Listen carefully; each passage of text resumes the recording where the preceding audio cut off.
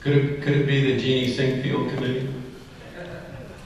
I think that leaving it unnamed would be appropriate at this time. I mean, we can always place a name on it.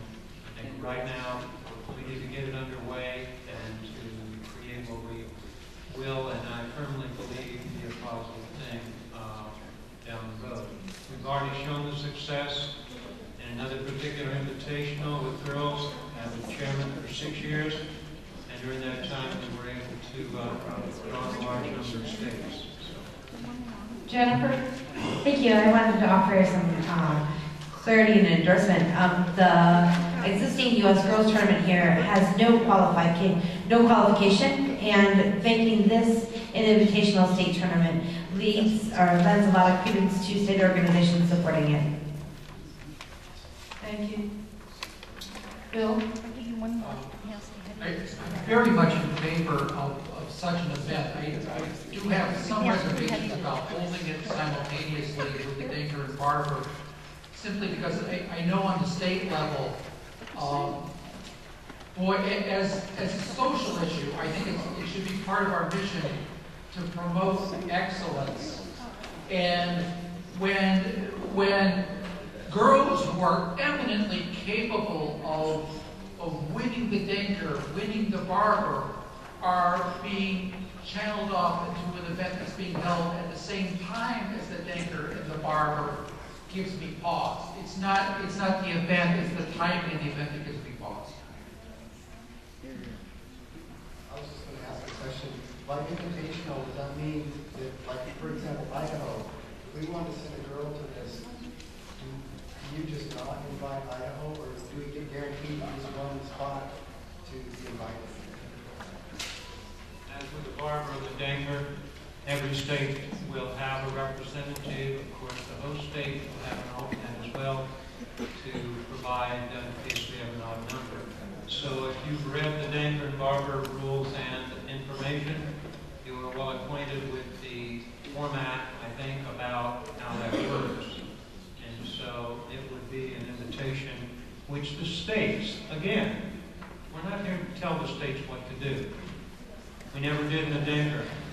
Arnold's concern was, let the state decide. And in the words of a famous chess American, Jack Mallory, all I need is a name. The state will decide that. They'll decide the method of selection, and we will have candidates who will come, see the U.S. Open, go back and say, guess where I was? And their girlfriends and their boyfriends in schools will look at that and say, I think that's where I want to be next year. Before we have the next comment, I'd like to comment that this would not exclude girls from the Dinker or the Barber. If they qualified, they would still go to those events. What this would do would create an additional tournament that the state could select a girl to go to. It's Andrew Ray, Virginia. You stole my thunder, Madam President, but I also wanted to note, the states still have their criteria. I know in Virginia, we have our Scholastic Championship. We make it clear that the champion will represent. We don't make any gender assignments with regard to the Dinker tournament. And we'll refer back to my experience from when I was in Colorado. We had, in a 5-year span, we had 2 girls representing Colorado in the Dinker tournament. So that's my comment that I have. That this is nothing exclusive in this motion. It's up to the states to determine the selection criteria. I'm Jim Ulrich from Holly? It sounds like we're all sort of talking on the same thing. I remember a few years ago we had a situation in New York where we had a tie first in the high school championship, and at that time there was still that invitational that will go nameless, and the girl who actually won on tie breaks, but she chose to go to the invitational that will remain nameless and let the boy who tied with her have the Dinker spot. So I think I like the idea of having this event, and I think the idea of having it be an invitational gives it a little more prestige, and I think we would draw more, because I remember when we did have that event, I know the girls from New York State, you know, really took it as an honor to be able to represent their state as the top girl, and so I think having that option is good, so I certainly would support this event. Jim? I'm Jim Ulrich from Wisconsin. I am the father of 3 daughters, all of whom play chess. One of my daughters, she's 12 years old. She's the top rated, right now, the top rated girl in Wisconsin, top rated female in Wisconsin. And I like this. I can tell you that she gets very excited about girls' tournaments. But I really don't think it's fair to have, I think girls need to make a choice. If they want to play in the girls, that's great. I love these tournaments. But to say that they should get 2 chances when the boys only get 1 to play in a national tournament, 2 or 3, I don't think that's fair. Okay, I like this proposal better to have it at the same time, because girls can compete in chess. I certainly agree with that, and I think they should, if they want to choose to play in the open, that's good. But I don't think that they should. I just don't think they should get twice as many chances as the boys. What I would propose there is, I would propose a friendly amendment to pare it down to just creating the tournament, and then let us work out logistically when and where it can be held. And at first, certainly we would hold it with the Dinker and probably continue on with that. But also, I don't think anyone's pointed out that we have had a female player win the Dinker. Andy Marshall won the Dinker. So, I personally prefer to offer a separate chance and not force choices, but sometimes you have to. Right now, with the generous sponsorship of the U.S. Championship, we have the U.S. Women's Championship with it. But anyway, I would propose that friendly amendment to pare it down to just the creation of the event, and let the office or the executive board decide where it's going to be, or the committee, have input on where it's going to be. And we would certainly at first have it alongside the Dinkin Park.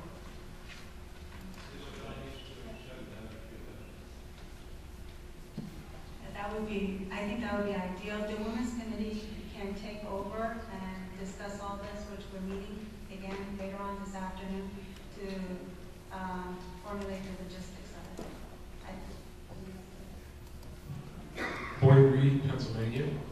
I just wanted to offer the idea. I heard Bill Brock's comment, and I understand that concern completely. My one thing about this is that one of the things that we've been trying to do, one of the things that we've been talking about, is increasing girls' participation in tournaments. This tournament gives us an excellent opportunity to go state to state and deliver additional girls as role models for other girls to follow.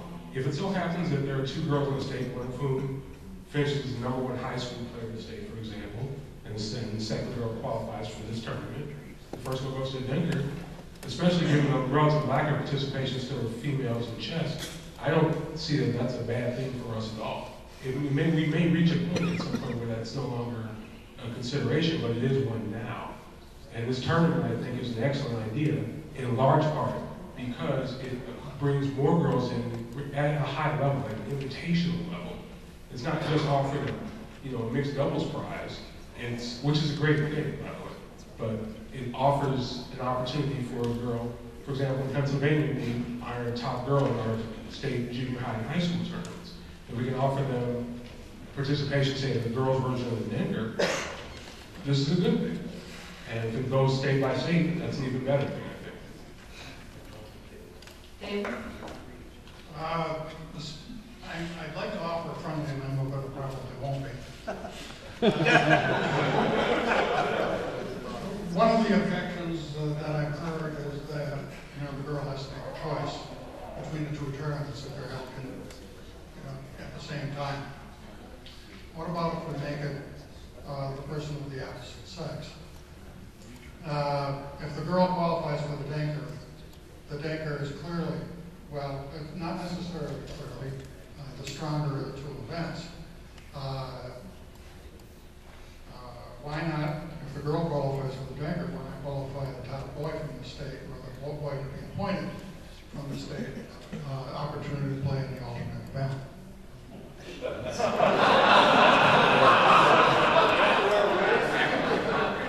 Play in the tournament of the... I don't think that's going to be more than that. That's why it works in dog shows. All right. You got best in show. Alan? Having served for 6 years as the scholastic coordinator for the Kentucky Chess Association, when we had a prior girls invitational tournament, we made a pretty big deal out of that. We never had the situation where we had a young lady who had to choose between, at that time, the dink or the girls invitational event. Certainly, we would offer them that opportunity to choose, and then we always have an alternate, because we've had cases where our dinker or now barber representative have not been able to attend. So it just creates an alternate and gives people an opportunity to play. Multiple people play. I'd love the situation if I had 3 girls who qualified for these 3 different events. That'd be fine. And we certainly also offered a stipend to the girls, as same as we offered to whoever went to the dinker at the time. We've extended that stipend down to the barber, and I would encourage all the state associations, if this tournament is created, to look for a way to provide an equal stipend to both your dinker, barber, and the girls' invitational invitee.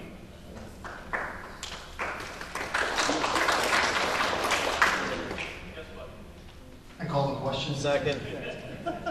Any objection to calling the question? Okay. The motion is now on the screen. The motion as amended is on the screen. All in favor? Opposed? Motion passes. One abstain. It's 4:43. We've just created a tournament. If anyone knows of any sponsorship opportunities, let us know. It's 4:43. Harold, you're next on the agenda was 12:17.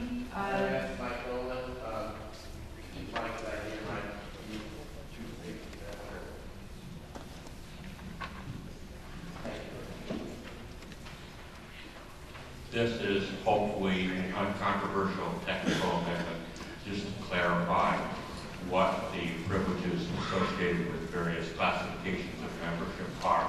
And looking through the bylaws, I noticed that we left a few out. What this does is clarify who has the right to receive chess life, who has the right to receive chess life for kids. And I added some words that were inadvertently left out by Harold when he drafted the motion. In case of a family membership, we have some family memberships where all the members are over 14. They do not get chess life for kids. They do get chess life. But if there's somebody 14 or under, they get both. And that just reinstates the current practice in that family membership. I would just add that this was discussed by the bylaws committee, which voted 11 yes, 0 against, 1 abstain. Discussed at the bylaws workshop, which voted 26 in favor, 0 against, 0 abstain.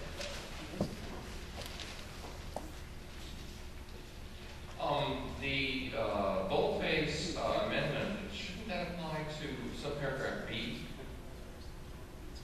This is talking about chess life. B talks about chess life for kids. I didn't quite get it in on it.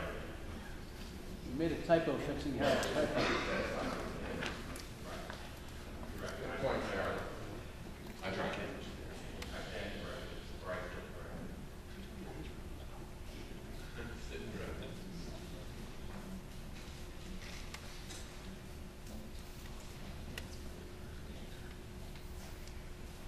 Discussion?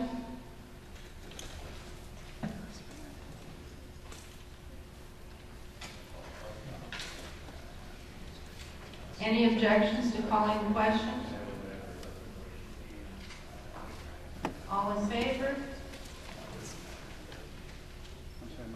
Opposed? Abstentions? Motion passes. ADM 1218, Tim Redmond. Neither of the makers of this are here, but I think we substantially complied with that with the report we made this morning, with the financial details that were of the Professional Players Health Benefit Fund that we're putting in your packet. Yeah, I think so too, and I think in support if we pass it, so I'd like to add my name as sponsor, and we got the financial information as Alan says. I think we can just pass this. Second. Any discussion? Okay, all in favor? Opposed? Motion passes. 1219. Mike Atkins, or who's not here? Mike Atkins. Tim Judd.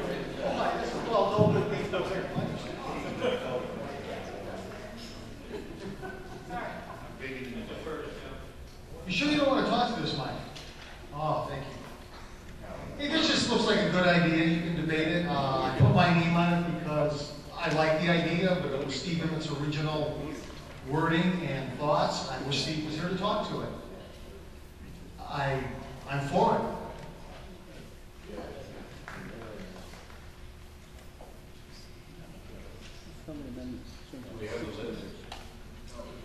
Actually, I sort of the wrong mic to do this. I should be up there and he should be back here. I don't see a lot of people lighting up. I move to amend ADM 1219 by deleting the final sentence in testament to this tremendous achievement and to honor those players who have already done so. The delegates hereby pass this resolution by acclamation. Is the amendment accepted? We accept that. Yes. Mike, no, do we have the information to even allow this? This was actually discussed at length on the USCF forums. The problem is 50 years ago, we have rather incomplete records as to who was a master back then. My guess is, having looked at it, there would be 14 or 15 players who were masters in the mid-60s who are still masters today, or still active today. The problem is there are also quite a few of them who were masters in the mid-60s who are not active today. They're not USCF members. We don't know whether they're alive or dead if they're not USCF members. So it's difficult to know exactly how many people this would affect. Also, the bit about having that this becomes a cumulative measure. Each year we keep adding people to this roster. Well, if you look at the number of masters we have right now under the age of 20, it's a very large number, and that's wonderful. But what that means is that some years from now, the number of people who have been masters for 50 years will also be a very large number. And at that point, I don't know that this is such a great honor to be included on such a long list. The one issue is it's going to be difficult to figure out how to implement this. Another issue is it's going to be a very long list. And the third issue is the fact that all you have to do is make master live 50 years. You don't have to play. You don't even have to be a USCF member. It seems like we might be honoring some of the wrong people here.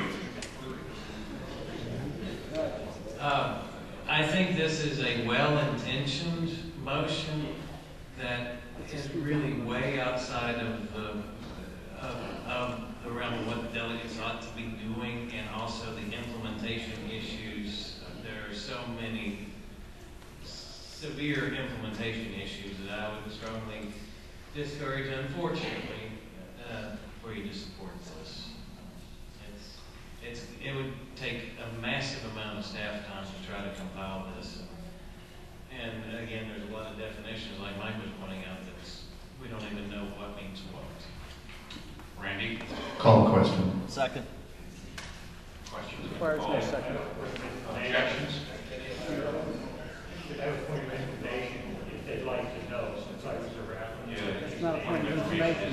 there weren't that many masters, and they're all been listed as just like This this isn't year. a point of information. That's not a point of information. No. Question has been called. No objections. All in favor? You said no. There was no objection. Okay. Question's called.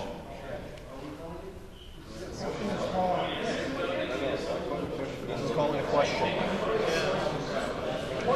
Mike, where are we, please? Mike? I don't know who's running the meeting. I am the vice president. Did you ask for people to vote yes and no yet? No, I have not. No objections. What did you ask? Yeah, we were calling the question. Was there an action to call on the question? Ask for a vote on the calling of the question. No, you're There's no objection. Just There's said no that. objection. Understood, just said that. Thank you. Now it's on. We're ready to vote now. Okay. All in favor? What? Motion. The motion, the main motion that's on the floor. All in favor? It's been up for a while. All opposed? Any questions? Motion fails. Class NG.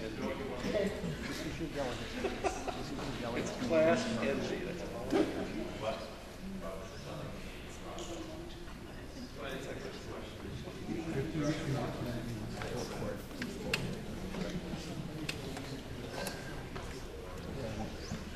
ADM 1220, Jim Barry.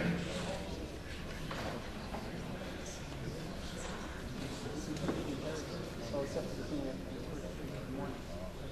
only that one motion is the only one. In your delegate package is this chart.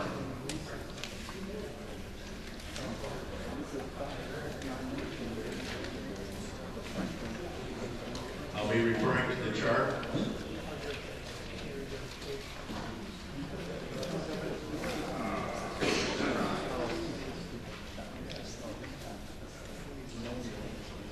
Fellow delegates. What? Fellow delegates, our USCF to me has two main challenges. Number one, produce another world chess champion. And number two, figure out a way to stop the 95% dropout rate of scholastic players from age 9 of 5,500 members down to at age 25 of 287 members. Truly, if scholastic kids are the future of adult chess, then something is not working. 5,500 members at age 9, 287 members at age 25. 5 years ago,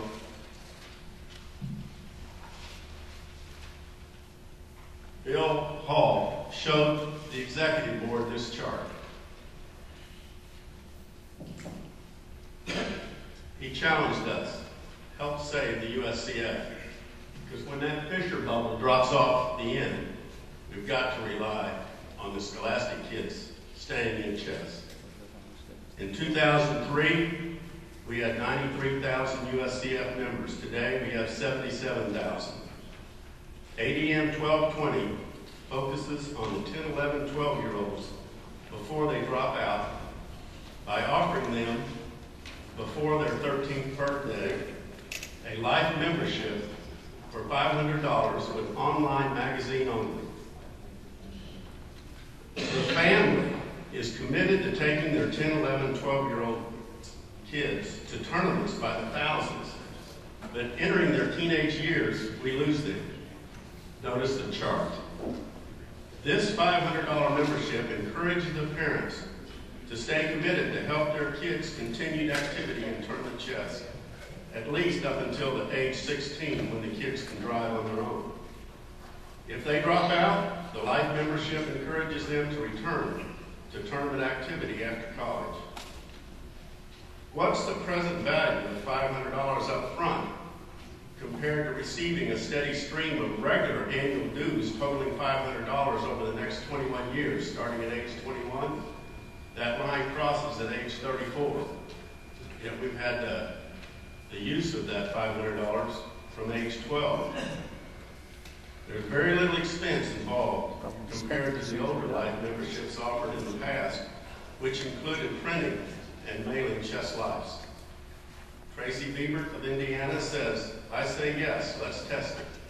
Tom Bronscombe of Nevada says, nothing else is working. Let's think outside. Let's think outside the box. Retaining scholastic members is the holy grail of the future success of USCF. I encourage you to support ADM 1220. Ken, before you start talking, Ken, since there are a lot of people lined up, I'm going to start the 2-minute timer because we're at the end of the day also. So please start. While this may, in fact, improve our membership numbers, I'm afraid I don't necessarily see immediately how a life membership is going to keep a young player active in chess. Almost by definition, young players will move. They will go off to college and then they will move. Though some perhaps with 20-somethings that have returned home after college may not necessarily believe that, they will. Email addresses tend to be impermanent and change frequently.